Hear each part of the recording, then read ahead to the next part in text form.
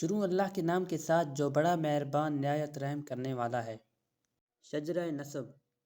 حضرت محمد صلی اللہ علیہ وسلم بن عبداللہ بن عبد المطلب بن ہاشم بن عبد المناف بن قصہ بن کلاب بن مرہ بن کعب بن لوی بن غالب بن فہر بن مالک بن نضر بن کنانہ بن خزیمہ بن مدرکہ بن الیاس بن نصر بن نزار بن ماد بن عدنان۔ حضور نبی کریم صلی اللہ علیہ وسلم اپنے آپ کو عدنان تک ہی منسوب فرماتے تھے۔ آپ کی والدہ ماجدہ کا نام آمنہ بنت وہاب بن ہاشم بن عبد المناف ہے۔ آپ کا نسب نامہ تیسری پشت میں حضور صلی اللہ علیہ وسلم کے نسب نامہ سے مل جاتا ہے۔ نانی کا نام ام حبیبہ بنت اسد ہے۔ ولادت با سعادت۔ مذہب راجح یہ ہے کہ آپ ابھی بطن مادر ہی میں تھے کہ آپ کے والد ماجد دنیا فانی سے رحلت فرما گئے۔ آپ صلی اللہ علیہ وسلم عام الفیل بروز پیر 12 ربیع الاول 575 عیسوی کو دنیا میں ظہور پذیر ہوئے۔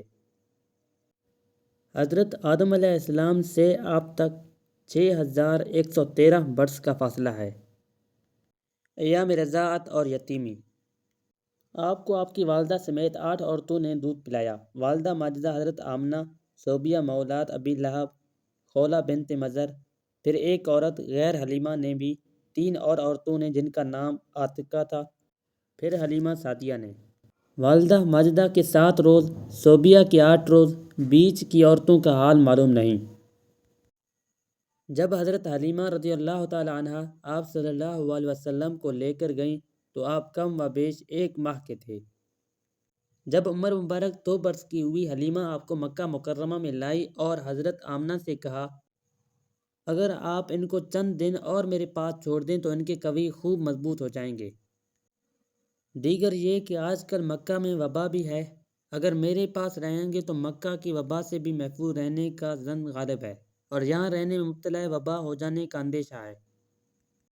حضرت آمنہ نے یہ بات منظور کر لی اور حضرت حلیمہ آپ کو واپس لے آئی۔ جب 4 سال عمر مبارک ہوئی، فرشتوں نے سینہ مبارک چاک کیا اور اس میں نور اور رحمت بھر دی۔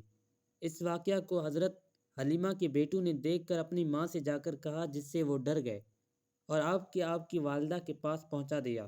غرض یہ کہ آپ 4 سال سے کچھ کم حضرت حلیمہ کی تحویل میں رہے۔ جب آپ صلی اللہ علیہ وسلم کی عمر 6 برس کی ہوئی تو ایک روز حضرت آمنہ آپ کو لے کر اپنے میکے قبیلہ بنی نجار میں چلی گئیں۔ 1 ماہ وہاں قیام کیا۔ واپسی پر حضرت آمنہ نے ابوا مقام میں انتقال کیا اور وہیں مدفون ہوئے، تو گویا آپ 2 برس اپنی والدہ ماجدہ کی تحویل میں رہے۔ مبارک بچپن۔ حضور نبی کریم صلی اللہ علیہ وسلم کے طفلی بچپن کے مفصل حالات بہت سے ہیں۔ مختصر یہ کہ آپ صلی اللہ علیہ وسلم بچپن ہی سے نہایت خدا ترس، رحیم، شجاع، متین، صادق القول، باحیا، امین اور صفات محمودہ سے متصف تھے اور جمیع خصائل رذیلہ اور افعال مذمومہ سے متنفر تھے۔ آپ کبھی برہنہ نہیں ہوئے۔ ایک مرتبہ کا ذکر ہے کہ قریش تعمیر کعبہ مکرمہ کر رہے تھے اور آپ بھی پتھر ڈھو رہے تھے جس سے آپ صلی اللہ علیہ وسلم کا کندھا مبارک چھل گیا۔ حضرت عباس رضی اللہ تعالیٰ عنہ آپ صلی اللہ علیہ وسلم کے چچا نے کہا کہ ازار کندھے پر رکھ لو۔ آپ صلی اللہ علیہ وسلم نہ مانتے تھے۔ انہوں نے زبردستی رکھ ہی دی اور آپ صلی اللہ علیہ وسلم برہنہ رہ گئے۔ برہنگی کی وجہ سے آپ صلی اللہ علیہ وسلم اسی وقت بے ہوش ہو گئے۔ کفالت۔ حضور نبی کریم صلی اللہ علیہ وسلم کی والدہ کی وفات کے بعد آپ صلی اللہ علیہ وسلم کے دادا حضرت عبد المطلب نے آپ صلی اللہ علیہ وسلم کی پرورش فرمائی۔ جب عمر مبارک 8 برس 2 مہینے 10 روز کی ہوئی تو آپ صلی اللہ علیہ وسلم کے دادا نے وفات پائی۔ ان کے بعد آپ صلی اللہ علیہ وسلم کے چچا حضرت ابو طالب نے آپ صلی اللہ علیہ وسلم کی پرورش کی۔ نکاح اور سفر شام۔ جب نبی کریم صلی اللہ علیہ وسلم کی عمر شریف جب 12 برس 2 مہینے 10 روز ہوئی تو اپنے چچا کے ہمراہ ملک شام تجارت کے لیے تشریف لے گئے۔ جب شہر بصرہ پہنچے تو ایک راہب یعنی آسمانی کتاب کا عالم بحیرہ نامی آپ صلی اللہ علیہ وسلم میں چند علامتیں دیکھ کر آپ صلی اللہ علیہ وسلم کو پہچانا اور آپ کا دست مبارک پکڑ کر لوگوں کو کہا، یہ اللہ تعالیٰ کے رسول ہیں، اللہ تعالیٰ ان کو تمام جہان کے لیے رحمت کا سبب بنانے والا ہے۔ اے لوگو، جب تم سب یہاں آئے تو تمام درختوں اور پتھروں نے ان کو سجدہ کیا ہے۔ درخت اور پتھر انبیاء کرام کے سوا اور کسی کو سجدہ نہیں کرتے، بے شک میں نے ان کی تعریف اپنے کتابوں میں دیکھی ہے۔ پھر اس نے حضرت ابو طالب سے کہا، تم ان کو ملک شام کی طرف مت لے جاؤ، کیونکہ وہاں یہودی ان کے دشمن ہیں، اندیشہ ہے کہ ان کو شہید کر ڈالے۔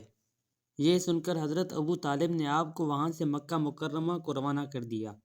اس کے بعد حضرت خدیجہ رضی اللہ تعالی عنہا کے نکاح سے پہلے ان کے غلام میسرہ نامی کے ہمراہ پھر دوسری تجارت کے لیے ملک شام آپ صلی اللہ علیہ وسلم تشریف لے گئے۔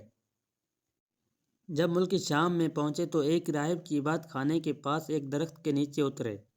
تب اس راہب نے کہا، اس درخت کے نیچے پیغمبر کے سوا کوئی نہیں اترا ہے۔ اس وقت حضور پاک صلی اللہ علیہ وسلم کی عمر مبارک 25 سال 2 مہینے 10 روز تھی۔ غار ہرا، یہ ایک غار ہے مکہ معظمہ سے قریب 3 میل کے فاصلہ پر۔ حضور صلی اللہ علیہ وسلم قبل نبوت اکثر وہاں جاتے اور تنہائی میں ذکر الہی کرتے۔ وہیں آپ صلی اللہ علیہ وسلم پر سب سے اول وحی نازل ہوئی۔ مصیبت والم اور دعوت و ہجرت۔ حضور نبی کریم صلی اللہ علیہ وسلم کی نبوت کی ابتدا بروز پیر ماہ ربیع الاول کی 8 تاریخ تھی۔